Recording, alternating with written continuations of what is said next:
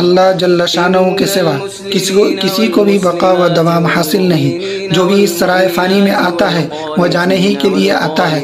ہمیشہ رہنے والی ذات صرف اور صرف اللہ کی ہے۔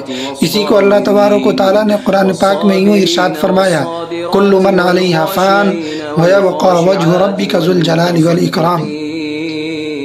جب سے یہ دنیا وجود میں آئی ہے آنے جانے کا سلسلہ جاری ہے اور قیامت تک جاری رہے گا، کیونکہ موت ایک ایسی حقیقت ہے جس کا ہر انسان نے تسلیم کیا ہے۔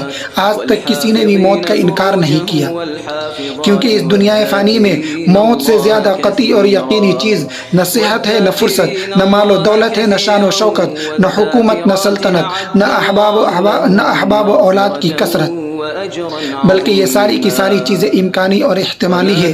مطلب یہ ہے کہ یہ ساری کی ساری چیزیں محنت سے جہاں حاصل ہونے کا امکان ہے، وہیں ساتھ میں یہ بھی احتمال ہے کہ یہ ساری کی ساری چیزیں محنت سے حاصل نہ ہو، جبکہ موت ایک ایسی چیز ہے جس کا ہر کسی کو اس کا یقین ہے۔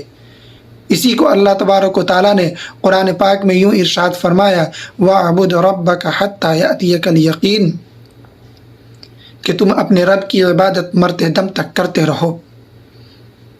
ساتھ میں یہ حقیقت بھی ہے کہ موت میدان جہاد میں آئے گی یا بستر مرگ پر، تنہائی میں آئے گی یا مجمع میں، سفر میں آئے گی یا اپنے وطن میں، کسی کو بھی اس کا علم نہیں۔ اور ساتھ یہ بھی کہ کوئی اس سے بچنا چاہے، بھاگنا چاہے تو یہ بھی ممکن نہیں، کیونکہ اللہ تبارک و تعالیٰ نے قرآن پاک میں ارشاد فرمایا، قُلْ إِنَّ الْمَوْتَ الَّذِي تَفِرُّونَ مِنْهُ فَإِنَّهُ مُلَاقِيكُمْ۔